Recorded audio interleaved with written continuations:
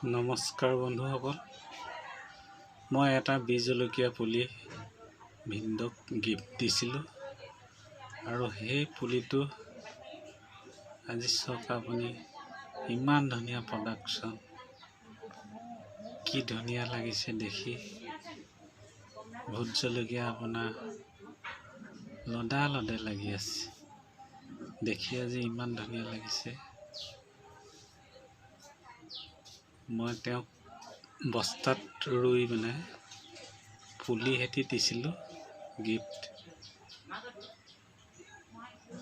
আজি ভিন্নতৰ ঘৰত দেখি বহুত ভাল লাগিছে, ইমান ধুনীয়াকৈ লাগি আছে, লদা লদা লাগি আছে।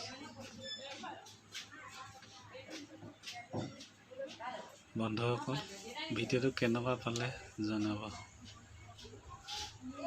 ভাল লাগিলে লাইক।